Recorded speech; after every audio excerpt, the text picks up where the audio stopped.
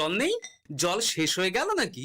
এই জানো তো, গ্রামের সব জলাশয়ের জলস্তর না নেমে গেছে, পুকুরও শুকিয়ে গেছে, কুয়োতে জল অনেক নিচে চলে গেছে। কি যে হবে কে জানে। এই বছর তো বৃষ্টি হয়েছে কম, তার উপর মানুষজন জল ব্যবহারের চেয়ে নষ্ট করে বেশি। দেখি, মহারাজকে বলতে হবে।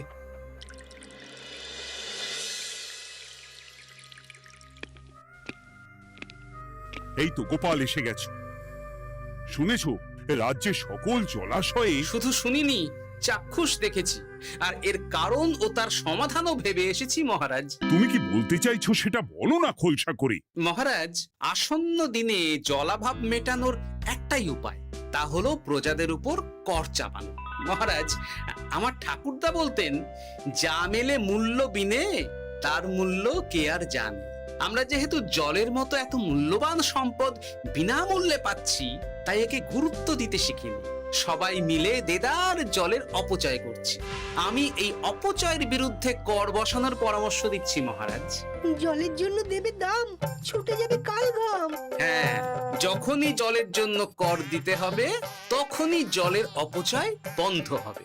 এতে লাভটা কি হবে গোপাল? মানুষ কম জলে কাজ করা শিখে যাবে, ফলে আগামী দিনে যদি জল সম্পদ কমেও যায়, এই কৃষ্ণনগরের প্রজারা আগে থেকেই তার জন্য প্রস্তুত হয়ে যাবেন।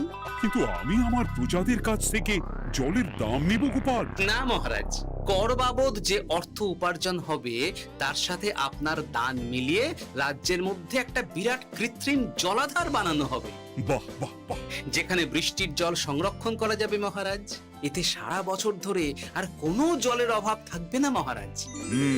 গোপালের প্রস্তাব বড় ভালো লেগেছে। আগামী দিনে ইতিহাসে এই কর্মযজ্ঞের কথা লেখা থাকবে বলেই আমার বিশ্বাস। আর তাই আমি গোপালকে এই মুহূর্তে 50টি স্বর্ণমোহর উপহার দেব বলে ঘোষণা করছি। সাধু সাধু সাধু।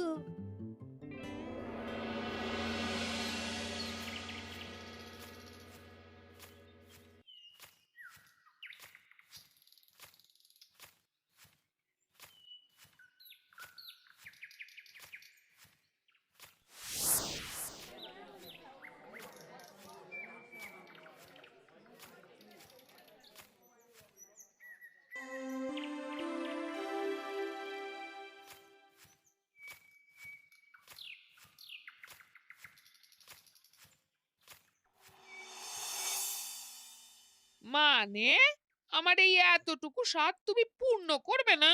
আমি কি নিজের জন্য চেয়েছি নাকি? সবই তো পাবে তোমার মেয়ে আর জামাই। হ্যাঁ, সে বুঝেছি গিন্নি, তাই বলে এতগুলো মুদ্রা আমি খরচ করতে পারবো না। পারবে না? আমি তাঁতির বাড়ি থেকে মেয়ে জামাইয়ের জন্য কয়েকটা শাড়ি আর ভালো পাঞ্জাবি কিনে একটু পাঠাবো। কিন্তু এখন আমার কাছে অত মুদ্রা নেই গিন্নি, পরে পেলে আমি ঠিক তোমার স্বাদ পূরণ করব। আবার বাজে কথা বলার জায়গা পাও না তুমি। এতক্ষণ কোথায় ছিলে গো? আমি বেলায় নদীর পাড়ে গিয়েছিলাম, তখন কমলা আমাকে বলল তোমায় নাকি দেখেছে। কি দেখেছি?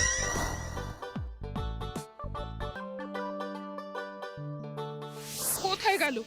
এত বড় মুদ্রা থলে কি হাওয়াতে উবে গেল নাকি? এই রে, এ তো মহা ঝামেলা। কখন কি যে গিন্নিকে খবর দিচ্ছে সেটা টেরও পাইনি। বলি মুখে কুলু পাটলে যে বড়, বলি রাজা মশাইয়ের কাছ থেকে যে এত রোজগার করো, সেই মুদ্রা যায় কোথায়? আহ, কানের মাথা খেও না তো। আমি কি তোমার কোনো কিছুর অভাব রেখেছি? বলো একবার। খাওয়া পড়া কোনো কিছুর তো কোনো খামতি নেই তোমার। মানছি রাখোনি, কিন্তু তাই বলে আমিও তোমার স্ত্রী, তোমার গিন্নি গো গিন্নি, তাই না?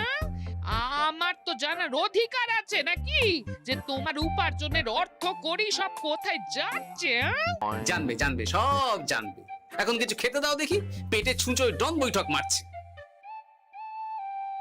না, এরপর থেকে আর মহারাজের কাছে উপহার পেলে ওইভাবে খোলা হাটের মধ্যে দিয়ে আসা যাওয়া করা যাবে না।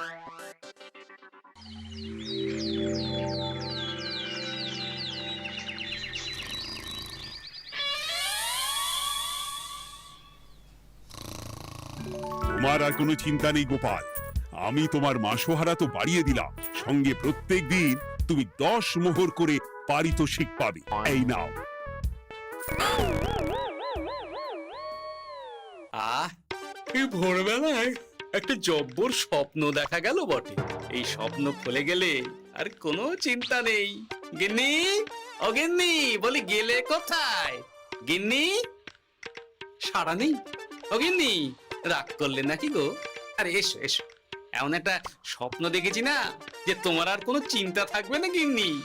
মোহর আর মুদ্রা একেবারে ঝরে পড়বে গো।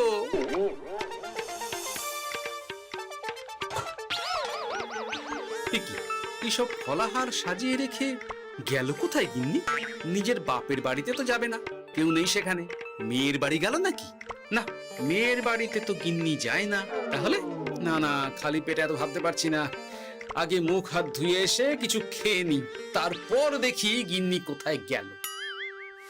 না, গিন্নিকে তো কোথাও দেখলাম না। গেল কোথায়? যাকে আগে রাজবাড়িতে তো যাই, ফেরার সময় না হয় আবার খোঁজ নেব, ততক্ষণে ফিরেও আসতে পারে।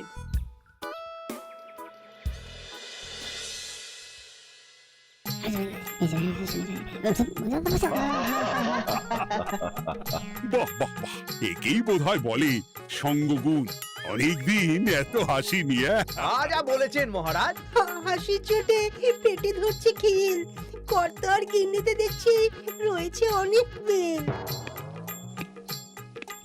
কি গিন্নি, তুমি এখানে কি করছো? একই গোপাল, তুমি রাজসভায় এলে যে বড়। তুমি নাকি রাজসভার কাজ থেকে অবসর নিতে চেয়েছো? হ্যাঁ, এই কথা কে বললো মহারাজ? এই তো উনি বললেন। বলি আমি আবার কি করব? তুমি আমায় একটা কাজ দিলে আর সেটা আমি করব না বলো? আমি তোমায় কাজ দিলাম? কি কাজ? বাবা গোপাল, তুমি কি আকাশ থেকে পড়লে নাকি? তুমিই তো তোমার গিন্নিকে বলে পাঠিয়েছো যে তুমি আর রাজসভার কাজে যোগ দিতে চাও না। তোমার নাকি আর কাজে মতি নেই, তুমি বিশ্রাম চাও। এই রে, গিন্নি দেখি ভয়ঙ্কর চাল দিয়েছে। আমার নামে রাজসভায় এসে এইসব বলেছে। তাই কথা ঠিকই গোপাল, যে তোমার অবসর গ্রহণের কথা শুনে আমি বিশেষ মনমরা হয়ে পড়েছিলাম। কিন্তু তোমার গিন্নি যেভাবে রাজসভায় হাসি মজা হুল্লোড় পরিবেশন করছে, তাতে আমার মনে হচ্ছে এ সাপে বড় হয়েছে। এই বেলা যদি গোপালকে কায়দা করে রাজসভা থেকে তাড়ানো যায়, তাহলে আমার পথ থেকে বিরাট বড় একটা কাঁটা উপড়ে ফেলা যাবে। গোপাল গিন্নি সবার মধ্যে বিলিয়েছেন হাসি, তার জন্য রাজামশাই হয়েছেন ভারী খুশি। হ্যাঁ গোপাল, তাই আমি ঠিক করেছি তোমার স্থানে আমি তোমার গিন্নিকেই বহাল করব। হ্যাঁ, তোমার সঙ্গে ঘর সংসার করে ওর বুদ্ধি বেশ খোলতাই হয়েছে, সেটা বোঝাই যাচ্ছে। এছাড়াও আমাদের অনেক পরামর্শ দিয়ে সাহায্যও করতে পারবে। তাছাড়া উনি মহিলা বলে অন্দরমহলেও যেতে পারবেন, রানীমাও খুশি হবেন বলেই তো আমার বিশ্বাস। কি গোপাল গিন্নি, তোমার এই কাজ করতে কোনো আপত্তি নেই তো? আপত্তি কেন থাকবে মহারাজ? আমি ধন্য আপনি আমায় এত বড় সম্মান দিচ্ছেন বলে। এ তুমি আমার কত বড় সর্বনাশ করলে গিন্নি। তুমি কিনা শেষে আমার চাকরিটাই খেলে। এটা গোপালের জন্য বড় ভালো হলো, তাই না? কোনো কাজ করতে হবে না, কিন্তু রোজগার আগের মতোই থাকবে।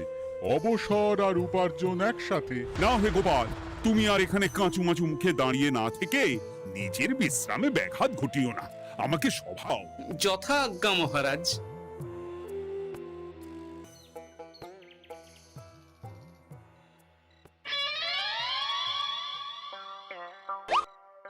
মানে মহারাজ সমস্যার সমাধান করতে দিয়েছেন তোমাকে, আর তার উত্তর দেব আমি? কেন? তুমি আমার চাকরি খাবে আর তোমার সেই চাকরি রাখার দায় নেব আমি? হ্যাঁ হ্যাঁ নেবে। মানে কাল রাজসভায় মহারাজের সমস্যার সমাধান করব, সেই মতো কথা দিয়ে এসেছি। হ্যাঁ, আগাম 10টা মুদ্রাও বাগিয়ে এনেছি। তার থেকে তোমায় একটা মুদ্রা দিলাম। এখন মানে মানে আমাকে উত্তর বলে দেবে, না হলে আমি কেন দেব? আমি পাবো একটা মুদ্রা, আর তুমি আমার কাছে উত্তর জেনে নিয়ে সেটাই বলে পাবে 9 মুদ্রা। কিছুতেই না। বলবে না? না। তাহলে ভালো করে শুনে রাখো, আজ থেকে ঘরের উনুনে হাঁড়ি চড়বে না। চাকরি তো খুইয়েইছ, এবার না খেয়ে প্রাণটা খোয়ানোর জন্য তৈরি হয়ে যাও। হ্যাঁ। ওরে বাবা, এমন কথা কেন বলছো গো গিন্নি? তুমি তো জানো যে খিদে একদম সহ্য করতে পারি না। এখন যদি তুমি এইসব বলো, তাহলে আমার রক্ষে নেই গো। বেশ, তা তাহলে আমি যা জানতে চাইছি সুসুর সুসুর করে বলে ফেলো দেখি। এ আমি কি শাঁখের করাতে পড়লাম রে বাবা!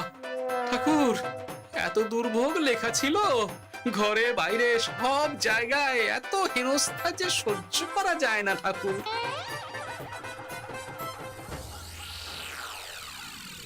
একেই তো বলে গো গিন্নি, মেঘ না চাইতেই জল। এতদিন কতভাবে চেষ্টা করেছি গোপালকে রাজসভা থেকে তাড়াবার, আর গোপাল নিজেই কিনা রাজসভা থেকে পালিয়ে গেল। কি সব বলছো? তোমার শরীর ঠিক আছে তো? শরীর মন সব ঠিক আছে, তবে গোপালের বদলে কাকে বহাল করা হয়েছে শুনলে তোমার মাথা ঘুরে যাবে। কাকে? গোপাল গিন্নিকে। আমার কিন্তু বিষয়টা খুব একটা সরল ঠেকছে না গো। গোপাল ভাঁড়ের বুদ্ধি তো আর যে সে বুদ্ধি নয়। উনি যাই করেন খুব ভেবে চিন্তে করেন, এর পেছনে আবার কোনো মতলব নেই তো। এটা তুমি মন্দ বলনি গিন্নি। গোপালকে নিয়ে সত্যিই কোনো বিশ্বাস নেই। ও কখন কি ঘোট পাকাচ্ছে বলা যায় না। আমাকেও সাবধানে থাকতে হবে। দেখতে হবে যে গোপাল আসলে কি চাল চালতে চাইছে।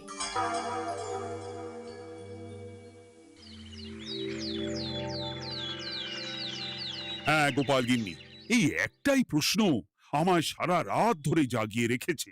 মানুষ মরে ভূত হয়, ভূত কি মরে? তাহলে ভূত মরলে কি হয়? মানে মহারাজ, এই প্রশ্নের উত্তর আমার আজকে দিতে ইচ্ছে করছে না। হ্যাঁ, আমি না হয় আপনাকে আগামীকাল এই প্রশ্নের উত্তর দেব, ঠিক আছে? হ্যাঁ, গাছ থেকে পড়ে গেলে জাপটে ধরে ডালকে। আজকের প্রশ্নের উত্তর উনি দেবেন কালকে। না হে গোপাল গিন্নি, তা হয় না। এই প্রশ্ন আমাকে সারা রাত বিচলিত করেছে। আবার যদি আজকেও এই প্রশ্নের উত্তর না পাই, তাহলে তো আবার একটা নিদ্রাহীন রাত আমাকে কাটাতে হবে। মানে আমি বলছিলাম কি মহারাজ, গোপাল গিন্নি তো সদ্য এই কাজে বহাল হয়েছে, তাই তাকে তো একটু সময় দেওয়া দরকার নাকি? কিন্তু প্রশ্নের উত্তর না পেলে যদি মহারাজের শরীর খারাপ হয়, তার দায় কে নেবে মন্ত্রী মশাই? এই রে, এখন আমি কি করব? এ তো মহা বিপদে পড়লাম দেখছি। আচ্ছা মহারাজ, ঠিক আছে ঠিক আছে, আমি এই প্রশ্নের উত্তর দেব, কিন্তু আমার না একটু সমস্যা আছে। খোলা হাওয়াতে গিয়ে না দাঁড়ালে আমার ঠিক মাথা খোলে না, তাই বলছিলাম। তাই না হয় যাও, হাওয়া খেয়ে এসে মাথাটা খোলতাই করে নাও, কিন্তু এই প্রশ্নের উত্তর আমাকে আজকেই দিতে হবে। হ্যাঁ, উফ, এই যে কি সমস্যা! সারাদিন ঘরে বসে থেকে থেকে তো আমার সারা গায়ে বাদ ধরে গেল। সেই সকালবেলা আমাকে ফলাহার করিয়ে দিয়ে গিন্নি তো চলে গেছে রাজবাড়িতে চাকরি করতে। এদিকে আমার যে পেটে কিচ্ছুটি নেই, তার কি হবে? মহারাজ দোকানে গিয়ে যে ভালো মন্দ খাবো তারও উপায় নেই, তাহলেই তো কাঁড়ি কাঁড়ি খরচা।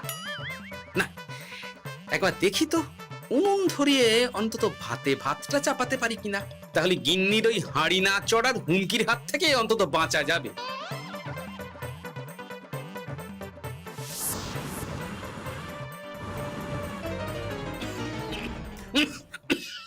ও বাবা গো, ও বাবা, এত কেসে কেসে সোজা শেষ যাত্রা হয়ে যাবে আমার। না, এর চেয়ে না খেয়ে মরাও ঢের ভালো।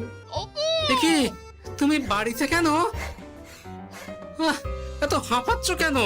ষাঁড়ে তাড়া করেছে নাকি? আরে না গো, মানুষ মরে ভূত হয়, ভূত কি মরে? তাহলে ভূত মরলে কি হয়? খোলা হাওয়াতে গিয়ে না দাঁড়ালে আমার ঠিক মাথা খোলে না। ও, এই হলো ব্যাপার। বেশ, এর উত্তর তোমায় আমি বলে দিচ্ছি। ভূত মরে প্রথমে এক ঝুড়ি অন্ধকার হয়, সেই অন্ধকার হাওয়াতে উড়ে বেড়ায়। এক সময় সেই অন্ধকার পাতলা হতে হতে কুয়াশার মতো হয়ে যায়। ব্যাস, মিটে গেল। ব্যাস, মিটে গেল। যদি রাজা মশাই এই কথা বিশ্বাস না করেন, তুমি হলপ করে বলবে আপনি যখন মরবেন একদম মিলিয়ে নেবেন মহারাজ। এর চেয়ে এক পা এদিক ওদিক হয় না যেন। হ্যাঁ, এই না হলে তুমি গোপাল ভাঁড় হ্যাঁ? বুঝেছো তাহলে? এই তুমি চিন্তা করো না, রাজবাড়ি থেকে ফেরার সময় আমি তোমার জন্য অনেক অনেক বাজার করে আনবো, ঠিক আছে? এই আমি যাই। এ তো ভারী মজা হলো। মহারাজ তক্ষুনি প্রশ্নের উত্তর চাইলে গিন্নি এইভাবে সেই রাজবাড়ি থেকে দুধ দাঁড়িয়ে ছুটে আসছে উত্তর জানতে। আমাকে তুমি একটা চাল দিয়ে কুপকাত করেছো তো গিন্নি। এইবার বুঝবে কত ধানে কত চাল।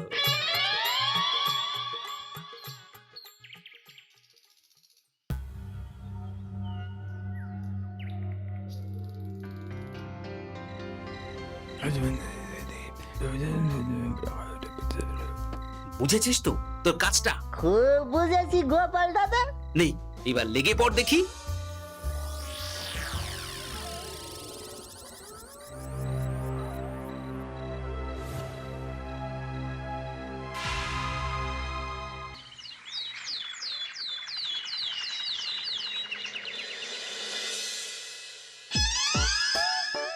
তাহলে আর বলছি কি তোমাদের, সকালবেলায় উঠে দেখি মুখের এই হাল।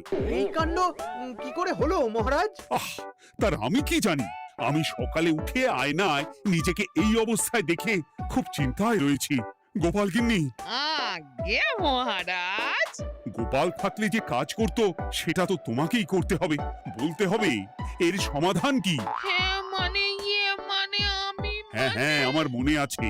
তোমার তো আবার হাওয়া না খেলে চলে না। যাও যাও, তাড়াতাড়ি হাওয়া খেয়ে এর উত্তর নিয়ে এসো।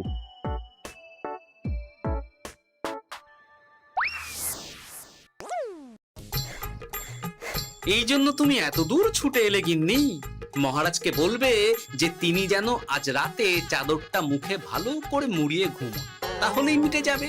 এই রং চলে যাবে আর নতুন করে কিছু হবেও না।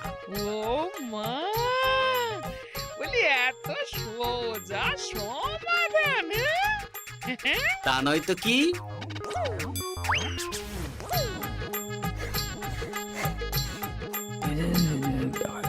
কাল সারা রাত আকাশে একবার দেখলাম চাঁদ উঠেছে, আর একবার দেখলাম ঘোর অমাবস্যা।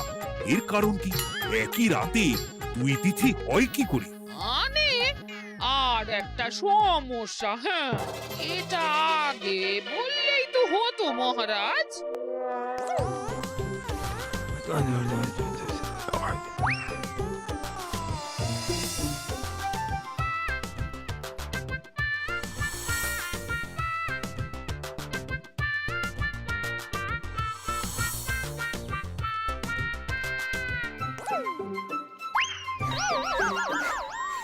এ কি, তুমি হাওয়া খেতে গিয়ে এইভাবে খাবি খাচ্ছ কেন গোপাল গিন্নি? এর কারণ আমি জানি মহারাজ। সে কি কাণ্ড! তুমি কি করে জানলে? গোপাল গিন্নি মোটেও হাওয়া খেতে যায়নি মহারাজ, সে গেছিল নিজের বাড়িতে গোপালের কাছে আপনার বলা প্রশ্নের উত্তর জেনে আসতে। মানে গোপাল গিন্নি তার মানে আমাকে ঠকিয়েছে? তা জানি না মহারাজ, তবে আমার মনে হয় এর পেছনে গোপালের কোনো গভীর ষড়যন্ত্র আছে। না হলে সে এমনটা করবে কেন? আর এক রাতেই আপনার সাথে এতগুলো অদ্ভুত ঘটনা পর পর ঘটবে কেন? বটে, এক্ষুনি গোপালকে ডেকে আনো।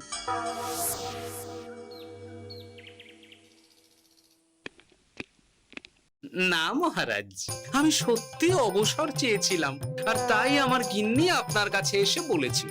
ওর কোনো দোষ নেই মহারাজ। না মহারাজ, আমি মিথ্যে কথা বলেছি। হ্যাঁ, উনি আপনার কাছ থেকে পাওয়া সোনার মোহর নিয়ে বাড়ি যান না, তাই আমি ওকে শায়েস্তা করতে এই ফন্দি করেছিলাম। আসলে মহারাজ, আমি আপনার কাছ থেকে পাওয়া সোনার মোহর জল প্রকল্পের কাজে লাগাবো বলে কিছু জনকে নিয়ে একটা দল গঠন করতে গিয়েছিলাম, আর তাদের কাছেই ওগুলো রেখে এসেছি। এটা যদি আমার দোষ হয় তাহলে আমি ক্ষমা প্রার্থী মহারাজ। সাধু গোপাল, সাধু তোমার উত্তর। এই কাণ্ড! আর এদিকে রাজবাড়ি থেকে বাড়ি, আর বাড়ি থেকে রাজবাড়ি করতে করতে আমার প্রাণ ওষ্ঠাগত হয়ে গেছে মহারাজ। ওহ, আমার ঘাট হয়েছে, আপনি আমায় ক্ষমা করে দিন মহারাজ। এইবার মজার টের পেয়েছ তো গিন্নি? আপনি আপনার আদরের গোপাল ভাঁড়কেই তার চাকরি ফিরিয়ে দিন মহারাজ। আমি যাই আমার হেসেল সামলাতে। কেলে পচা খুব ভালো করেছে বলতে হবে।